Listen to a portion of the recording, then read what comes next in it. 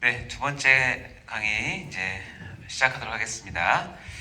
자, 이어서 보면 여러분 견인이라는 단어를 처음 들었을 때 아까 우리가 오늘님께 말씀했었지만 견인은 단어를 처음 들으면 우리가 생각나는 단어는 왼쪽에 있는 견인과 오른쪽에 있는 견인이 있는데 혹시 한자 잘 아십니까?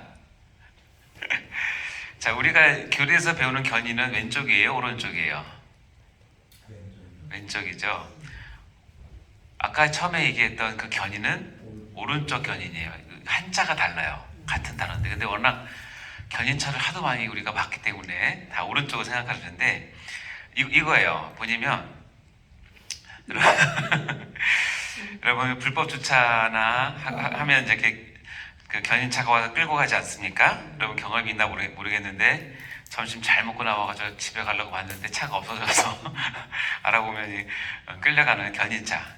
견인차가 출동해서 끌고 가는 것을 이제 오른쪽에 있는 견인을 얘기하는 건데 여러분 그거 아십니까? 견인도 두 종류가 있어요. 뭐냐면 오른쪽 그림처럼 불법을 행해서 견인차가 와서 끌고 가는 견인이 있고 또 하나는 뭐냐면 너무나 훌륭하고 잘해서 에스코트하는 견인이 있어요.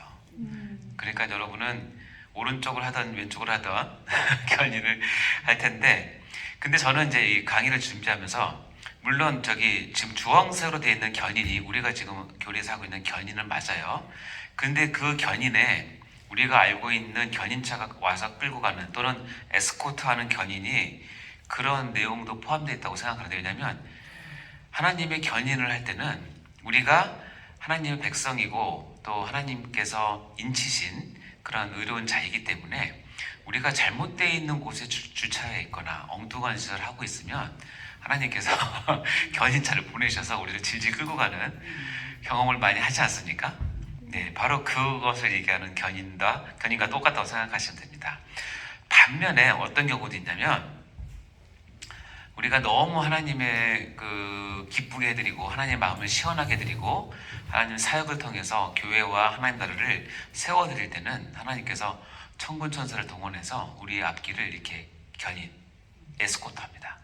이런 견인 내용도 포함되어 있기 때문에 그냥 한글로 견인하면 다 이해하셔도 좋을 것 같아요. 자, 그래서 견인에 대한 단어를 같이 봤는데 자, 이해하셨으면 이제 견인 교리에 대한 증거를 한번 보도록 하겠습니다. 자, 우리가 이제 앞에 배웠던 견인에 대한 개념을 알고 이제 이 말씀을 이제 보면 요한복음 6장 38, 39절 읽어보겠습니다. 시작. 내가 하늘에서 내려온 것은 뜻을 행하려 함이 아니요 나를 보내신 이의 뜻을 행하려 함이니라. 나를 보내신 이의 뜻은 내게 주신 자 중에 내가 하나도 잃어버리지 아니하고 마지막 날에 다시 살리는 이것이니라. 자, 여기 보세요. 여기 내라고 하는 것은 예수님을 뜻하는 거예요. 예수님이 하늘에서 내려온 것, 즉 성육신에서 이 땅에 온 것은 예수님 자신의 뜻을 행하려 함이 아니래요. 이해가 되십니까? 예수님도 하나님이신데 그럼에도 불구하고 예수님은 나를 보내신 이의 뜻, 즉 성부 하나님의 뜻을 행하기 위해서 왔다고 자기의 정체성을 분명히 밝힙니다. 그런데 나를 보내신 이의 뜻이 뭐냐는 거예요. 나를 보내신 이의 뜻, 예수님을 이 땅에 보내신 이의 아버지의 뜻이 뭐냐면 여기 분명히 나옵니다. 내게 주신 자 중에 누가 줬냐면 성부 하나님께서 성자 예수님께 주신 게 있어요. 우리가 옛날에 속죄 언약을 배울 때 다뤘던 내용입니다. 내게 주신 자 중에서 내가 하나도 잃어버리지 아니하고 마지막 날에 다시 살리는 것이 성부 하나님께서 성자 예수님을 이 땅에 보내신 뜻이에요. 그래서 예수님은 오로지 나를 이 땅에 보내신 아버지의 뜻을 완벽하게 이루고자 모든 일에 초점을 여기에 맞추시고 하신 거예요. 그렇기 때문에 예수님은 하나님이세요. 근데 성부 하나님의 뜻을 온전히 이루시기 위해서 하셨어요. 근데 예수님은 하나님이시니까 내게 주신 자 중에서 하나라도 잃어버리는 실수를 하실 수 있을까요? 없을까요? 없어요. 이게 우리를 감격스럽게 하는 거예요. 그래서 성부 하나님 뜻을 온전히 이루시는 예수님이 능력 많으신 창조주 하나님 여호와 그분이시기 때문에 실수하지 않고 마지막 날에 한 사람도 빠지지 않고 다 살릴 수 있는 분이시다는 거예요. 이것이 견인교리에 대한 증거예요. 또 있습니다. 요한복음 10장 28절 29절 시작. 내가 그들에게 영생을 주노니 또 영원히 멸망하지 아니할 것이요 또 그들을 내 손에서 빼앗을 자가 없느니라. 그들을 주신 내 아버지는 만물보다 크심에 아무도 아버지 손에서 빼앗을 수 없느니라. 내가 그들에게, 즉 하나님의 택자에게, 교회에게 영생을 주었어요. 영원히 멸망하지 않을 거예요. 그러면서 그들이 이 땅에서 살면서 내 손, 누구요? 예수님의 손에서 이 택하신 백성들, 교회 성도들을 빼앗을 자가 없다라고 얘기합니다. 뿐만 아니라 마치 이중 시건 장치처럼 그들을 내게 주신 내 아버지는 만물보다 크심에 아무도 아버지 손에서 빼앗을 수 없다. 그러니까 우리는 어떻게 되냐면 예수님의 손에도 우리가 보호되어 있지만 그것을 덮고 있는 하나님 아버지의 손도 같이 있는 거예요. 그러니까 우리는 어떻게 해요? 이중 잠금 장치 안에 안전하게 보호되어 있고 어느 누구도 빼앗을 수 없다는 거예요. 여러분 그런 장난 해보셨습니까? 우리 자녀들하고 여기다가 맛있는 거 놓고 주먹을 꽉 쥔 다음에 아들한테 이거 폐 아파서 뺏어 먹어봐 그러면 애들이 와서 어떻게 하지? 이걸 막 피려고 그러죠. 그때 우리가 힘을 꽉 주면 펴요, 못 펴요? 절대 못 피죠. 그렇잖아요. 조심하셔야 된다. 그때 갑자기 물을 수가 있으니까 그때는 빨리 줘야 되는데 이렇게 우리가 아이들에게 내 손에 있는 걸 가져가 보라고 하면 이건 피해서 가져갈 수가 없는 거예요. 예수님의 손과 하나님 아버지의 손의 이중으로 보호되어 있는 우리는 어느 누구도 거기서 뺏을 수가 없다라고 예수님께서 밝히셨잖아요. 이것이 견인교리예요. 빌립보서 1장 6절에는 이렇게 표현합니다. 읽어보겠습니다. 시작. 너희 안에서 착한 일을 시작하신 이가 그리스도 예수의 날까지 이루실 줄을 우리는 확신하노라. 자, 너희 안에서, 성도 안에서, 교회 안에서 착한 일은 선행을 뜻하는 것이고 하나님의 가장 큰 선행은 구원이라고 한다면 이 구원을 누가 시작하신 이가 있어요. 우리의 구원은 하나님으로부터 오죠. 하나님으로부터 시작이 되었기 때문에 시작하신 이가 동일하신 그분이 그리스도 예수의 날까지, 이 그리스도 예수의 날은 우리가 흔한 말로 종말을 뜻하는 거예요. 이 세상 끝 아니면 우리 개인의 종말 끝까지 누가 이루시냐면 시작하신 그 이가 마지막까지 이루신다는 거야. 그러니까 어떻게요? 우리의 구원은 시작도 하나님께서 하시지만 끝까지 유지해서 마무리도 누가 하신다? 하나님께서 하신다는 것을 우리는 확신하노라는 거야. 구원의 확신은 여기서부터 출발하는 거야. 구원의 확신은 절대 나로부터 나올 수가 없거든요. 왜냐면 나는 어느 상황에서든지 구원에 대해서 내가 확신할 수는 없어요. 그러나 무엇을 믿냐면 나를 사랑하시고 나를 위해서 구원을 베푸신 하나님께서 나의 구원을 시작하셨으면 끝까지 책임진다고 지금 어디에 기록하고 있냐면 하나님의 말씀에 기록해 있기 때문에 내가 이 말씀을 아멘으로 받고 믿는 거예요. 그것이 구원의 확신입니다. 자, 디모데후서 1장 12절은 또 이렇게 되어 있습니다. 읽어보겠습니다. 시작. 이로 말미암아 내가 또 이 고난을 받되 부끄러워하지 아니함은 내가 믿는 자를 내가 알고 또한 내가 의탁한 것을 그날까지 그가 능히 지키실 줄을 확신함이라. 같은 표현입니다. 야, 내가 이 고난을 받고 그러나 부끄러워하지 아니한다. 그런데 그것은 왜 그러냐면 내가 믿는 자를 내가 아는데 그리고 내가 의탁한 것을 그날까지 그가 능히 지키신다는 거예요. 이 그는 누구냐면 예수님, 하나님을 뜻한 거죠. 하나님께서 내가 의탁한 모든 것을 끝까지 지키시는 줄을 내가 알기 때문에 이것이 나의 구원의 확신이 되는 것이죠. 그렇기 때문에 내가 고난을 받아도 부끄러워하지 않고 내가 낙심하지 않고 하나님을 원망하거나 하나님에 대해서 의문을 품거나 그러지 않을 수 있는 이유는 뭐냐면 금방 읽은 것처럼 나의 이 모든 것은 주님께서 끝까지 마지막까지 지키실 줄을 내가 확신하기 때문에 그렇다는 것입니다. 디모데후서 4장 18절 말씀도 동일한 말씀인데 읽어보겠습니다. 시작. 주께서 나를 모든 악한 일에서 건져내시고 또 그의 천국에 들어가도록 구원하시리니 그에게 영광이 세세무궁토록 있을지어다. 아멘. 주께서 나를 모든 악한 일에서 건져내시고, 죄로부터의 구원입니다. 죽음으로부터의 구원이고 우리가 말하는 구원을 얻은 것이죠. 그리고 그의 천국에 내가 들어갈 때까지 나를 구원하신다는 거예요. 이게 바로 견인의 구원을 뜻하는 것이겠죠. 내가 천국에 들어갈 때까지 나를 구원하시는데 이것을 견인이라고 표현한다는 거예요. 그에게 영광이 세세무궁토록 있을지어다. 하나님께 영광을 올려드리는 거죠.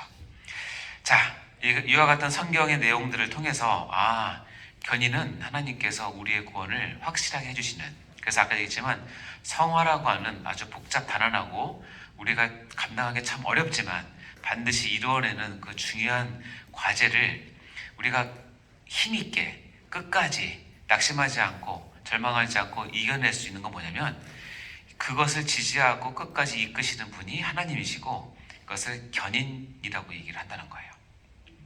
그래서 다시 보면 우리 구원의 알파와 오메가는 창세 전에 하나님, 삼위 하나님께서 나를 사랑하셔서, 내가 태어나기도 한참 전이죠. 나를 미리 아시고 예정하신 것부터 구원이 시작되어서 마지막은 어떻게 해요? 내가 하나님 앞에 설 그날까지 하나님께서 나를 끝까지 지키시고 보호하시고 우리의 구원을 이루시는 그 견인의 은혜에 있다는 사실을 우리가 알아야 된다는 것입니다. 자, 이 견인 교리에 대한 근거는 무엇이냐면, 여기 보시면 어떻게 되어 있습니까? 그리스도의 공로와 중보에 의해서 우리가 견인을 받는다라는 것입니다.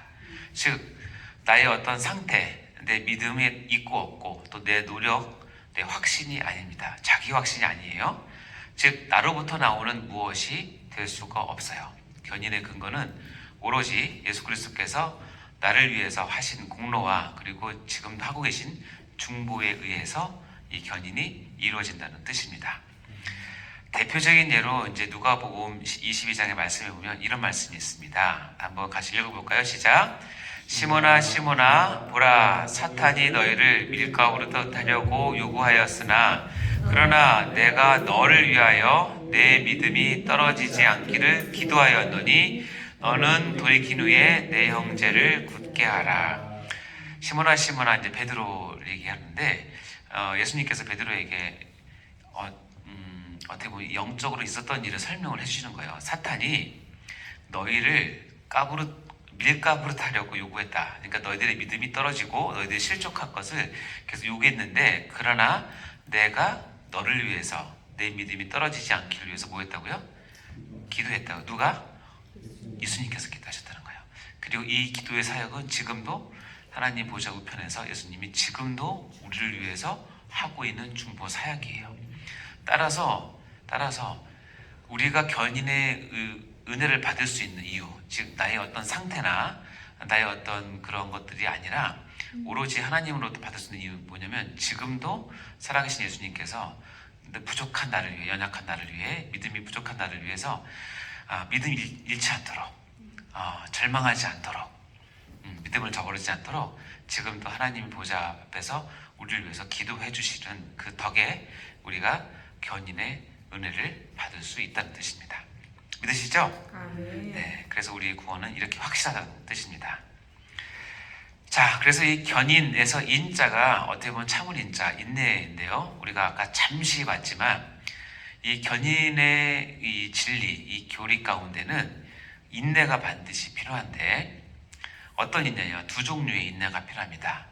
견인이란 말 자체에서 하나님의 인내가 포함되어 있고, 그리고 여기에 신자의 인내도 우리가 부수적으로 따라가는데요. 자, 먼저 하나님의 인내와 신자의 인내 가운데 하나님의 인내에 대한 부분을 먼저 보도록 하겠습니다. 자, 하나님은 우리를 견고히 붙드시고 끝까지 참으시는 인내를 하십니다. 이 하나님의 인내를 좀 고급진 단어로 하나님의 고집 또는 하나님의 열심, 이렇게 이야기합니다. 이 단어는 이제 성경에 이제 나오는데요. 이사야서 9장 6절 7절 좀 길긴 하지만 여러분 다 하시는 말씀인데 볼까요? 시작. 이는 한 아기가 우리에게 낳고 한 아들을 우리에게 주신 바 되었는데 그의 어깨에는 정사를 메었고 그의 이름은 기묘자라 모사라 전능하신 하나님이라 영존하시는 아버지라 평강의 왕이라 할 것임이라. 그 정사와 평강이 더함이 무궁하며 또 다윗의 왕자와 그의 나라에 군림하며 그 나라를 굳게 세우고 지금 이후로 영원히 정의와 공의로 그것을 보전할 것이라. 만군의 여호와의 열심히 이를 이루시리라. 한 아기가 태어나서 그분이 메시아로 우리 가운데 오셔서 우리에게 왕이 되시고 평강의 왕이 되시고 모사가 되시고 그리고 하나님 나라를 세우시고 그날을 굳게 하시는, 그래서 이것을 통해서 즉 메시아를 통해서 우리가 죄로부터 구원을 얻게 되는 이 모든 일은 밑에 보니까 어떻게 되냐면 만군의 여호와의 열심히 이를 이룬다는 거예요. 즉 하나님의 인내, 하나님의 열심은 뭐냐면 하나님께서 작정하신, 예정하신 하나님 백성에 대한 구원을 반드시 이루시고 하나님 나라를 세우시는 것에 하나님은 모든 것을 걸고 인내를 하신다는 뜻입니다. 여기 보시면 이사야서 37장 32절이 있습니다. 읽어볼까요? 시작. 이는 남은 자가 예루살렘에서 나오며 피하는 자가 시온산에서 나올 것임이라. 만군의 여호와의 열심히 이를 이루시리라. 마찬가지입니다. 만군의 여호와의 열심히 구원을 이루신다는 그런 표현입니다. 자, 그럼 하나님의 인내, 즉 하나님의 고집과 열심에는 세 가지 요소가 있는데 계속 참으십니다. 그리고 기다리시고 그리고 언약을 성취하시는 인내를 가지고 계십니다. 자, 하나씩 보자면 이렇습니다. 언약을 성취하시는 하나님, 그것을 위해서 인내하시는 하나님인데 사도행전 13장 7절, 17절, 18절 말씀 보도록 하겠습니다. 시작. 이 이스라엘 백성의 하나님이 우리 조상을 택하시고 애굽 땅에서 나그네 된 그 백성을 높여 큰 권능으로 인도하여 내사 광야에서 약 40년간 그들의 소행을 참으시고, 여기서 보면 하나님께서 하셨던 세 가지 동사가 표시되어 있는데 우리 조상들을 택하셨어요. 그렇죠? 그리고 애굽 땅에서, 죄된 땅에서 그 큰 권능으로 인도하여 냈어요. 그리고 광야에서 40년 동안, 가나안 들어가기 전까지 40년 동안 참으셨어요. 하나님께서 택하시고 인도하시고 참으신 것이 하나님께서 하나님의 언약을 성취하시는 세 가지 동사인데, 택하시고 인도하시는 건 우리가 알고 있는데 참으셨대요. 뭘 참으셨대요? 소행이니까 좋은 거예요, 나쁜 거예요? 그렇죠? 소행을 참으셨어요. 하나님께서 이스라엘이 40년 동안 광야에서 했던 모든 소행을 참으셨기에 우리가 이스라엘이 가나안 땅에 들어가는 구원을 얻게 되는 것이죠. 그러니까 여러분도 이제 하나님이 이렇게 참으셨으니까 참으셔야겠죠? 여러분 자녀에 대해서 참으셔야 됩니다. 최소한 몇 년? 40년. 최소한 40년을 참으셔야 돼요.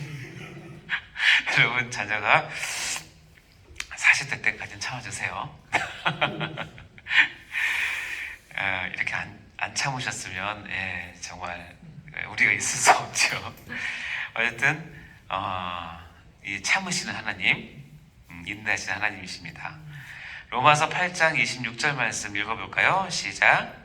이와 같이 성령도 우리의 연약함을 도우시나니 우리는 마땅히 기도할 바를 알지 못하나 오직 성령이 말할 수 없는 탄식으로 우리를 위하여 친히 간구하시느니라.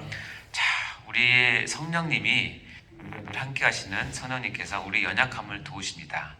우리가 마땅히 기도할 바를 알지 못하나 오직 성령이 말할 수 없는 탄식으로 우리를 간구하신다고 얘기합니다.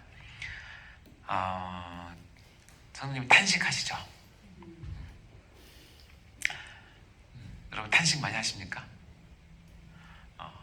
탄성을 하십니까? 탄식을 하십니까? 성령님은 우리를 보고 탄성을 하셨으면 좋겠는데 탄식을 하시는데 어떻게 비유를 하면 될까면, 여러분이 이제 자다가 한 2시나 3시쯤 깼어요. 새벽에 딱 했는데 우리 자녀들 방에 딱 가보니까 불이 켜져 있는 거예요. 근데 다음 주가 기말고사예요. 그래서 와, 우리 아들 우리 딸이 지금까지 공부 하나 보다 하고 조용조용 맛있는 거 잘 해가지고 간식 해가지고 살짝 문 열고 들어가서 간식을 주려고 딱 갔는데 그때 애가 정말 열심히 공부하고 있다가 엄마 왔어요? 딱 그럴 때 그때는 탄성이 나와요? 탄식이 나와요? 탄성이 나오죠.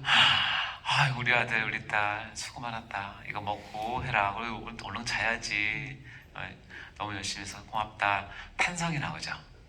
근데 몰래 딱 들어갔는데 애가 후닥닥 뭘 감춰요. 알고 보니까 게임하고 있었어요. 그러면 탄성이 나와요? 탄식이 나와요? 탄식이 나오죠. 그래도 게임이면 다행이죠. 다행이에요. 그래도 참으셔야 된다 그랬죠. 네, 성령이 말할 수 없는 탄식으로 그래서 기도하신다는 사실을 기억하시기 바랍니다. 이게 참 하나님 앞에서 우리 자녀를 키워보면 하나님의 마음을 그래도 어느 정도 알 수 있을 것 같아요. 네. 자, 어쨌든 이 언약을 성취하기 위해서 하나님은 말할 수 없는 탄식으로 우리를 기다리시고 우리를 위해서 기도해 주시고 우리를 보다듬어 주십니다. 참아 주십니다. 이 인내가 없다면 과연 우리가 지금 이렇게까지 있을 수 있을까요? 아마 벼락을 맞아도 수십 번 맞았을 테고 사고를 당해도 수십 번 당했을 텐데 참 하나님의 인내는 무궁하십니다. 그렇죠? 자, 하나님의 인내 여기 밑에 한번 읽어볼까요? 하나님의 이 참아주심이 우리로 하여금 오늘도 여전히 하나님 앞에 서 있게 하는 것입니다. 아멘. 하나님께서 견인에 있는 이 진리의 즉 하나님의 인내, 참아주심이 우리를 여전히 이 자리에 서게 하는 것입니다. 이거 생각하면 참 부끄럽고 저 자신도 그렇지만 너무 죄송스럽고 그래서 그런 거 느낄 때마다 다음엔 더 잘해야지, 더 하나님 마음을 기쁘게 해드려야지 하는데도 참 또 실수하고 그러지 않습니까? 괜찮습니다. 반복하시더라도 자꾸 깨닫고 하나님 참으셔서 고마워요 이렇게 하시면 됩니다. 여러분 자녀가 철이 들어서 엄마, 아빠 그때 내가 그렇게 했을 때 참으셔서 고마워요 이런 말 들어보시면 일단 보람을 느낍니다. 하나님께 그렇게 많이 고백하세요. 그래서 고린도서 13장 4절에 보면 이렇게 얘기합니다. 읽어볼까요? 시작. 사랑은 오래 참고 우냐며 시기하지 아니하며 사랑은 자랑하지 아니하며 교만하지 아니하며. 사랑의 속성의 가장 첫 번째는 뭐예요? 오래 참고. 그리고 아시겠지만 사랑은 하나님은 뭐다 이렇게 할 때 다른 속성들은 쓰지 않는데 하나님은 사랑이란 말은 유일하게 붙입니다. 그러니까 여기 사랑을 하나님으로 바꾸면 돼요. 하나님은 오래 참으세요. 그러니까 우리가 하나님의 성품을 닮으면 우리도 오래 참으셔야 돼요. 네, 오래 참으셔야 됩니다.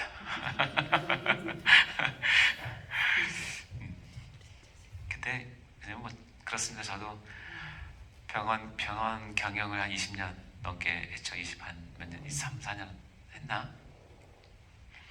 직원들을 얼마나 많이 제가 바뀌었어요. 예. 저도 젊을 때는 제가 마음에 안 들면 바로 혼내고 자르고 그랬는데 그렇게 하면 남는 게 없더라고요.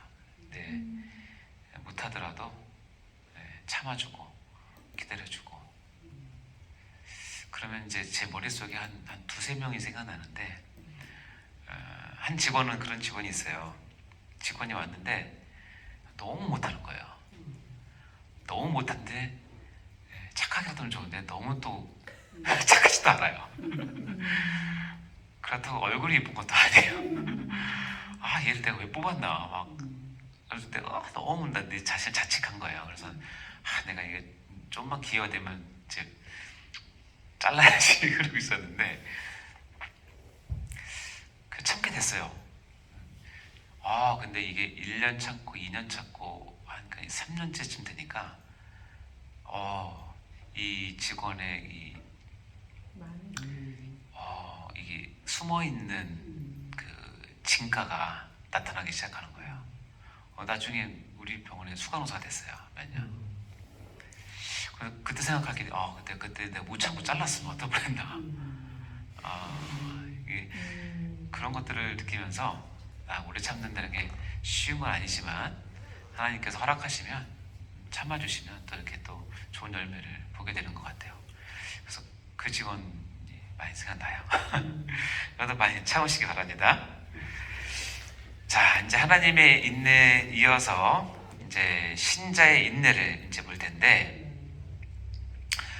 신자 인내가 금방 얘기했지만 하나님의 견인이라고 하는 은혜가 한 성도에게 임할 때는 우리가 생각한 것처럼 단답적으로 단시간에 한 번에 이루어지는 게 아니에요.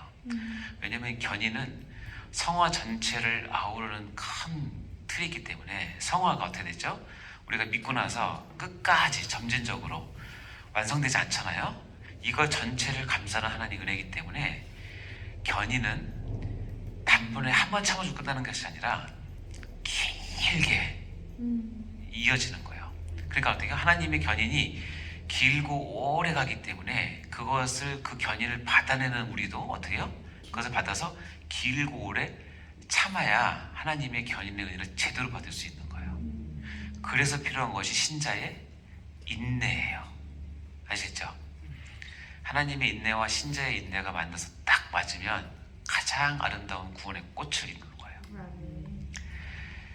견인에서 신자의 인내가 필요한 이유를 히브리서 6장 14절 말씀에 14, 15절 말씀이 이렇게 되어 있습니다. 읽어볼까요? 시작.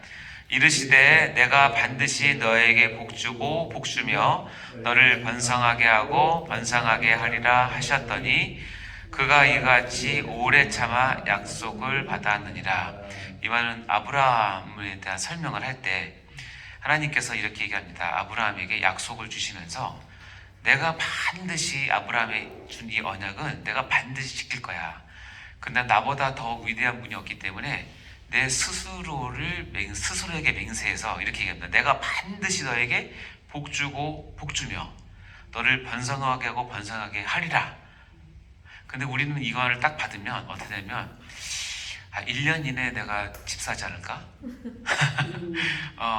우리 아들이 이제 한 5년 있으면 대학 가는데 서울대 가지 않을까? 우리 사업 10년 이내에 재벌되지 않을까? 이렇게 생각해요. 우리 입장에서 그것을 제안한단 말이죠. 그러나 하나님은 아브라함 이렇게 불러놓고 반드시 복주고 복주고 번성하게 하고 번성하게 하리라. 하나님의 이름을 걸고 맹세를 해서 언약을 주셨어요. 근데 그 과정을 성경에서 보면 단번에 이루어져요? 아니에요. 아브라함 인생 전체를 통해서 하세요. 자, 이건 이해가 됐는데 그러면 어떻게 해요? 아브라함도 견인의 은혜를 주시는 그 길이만큼 아브라함이 그걸 받아내기 위해서는 뭐예요?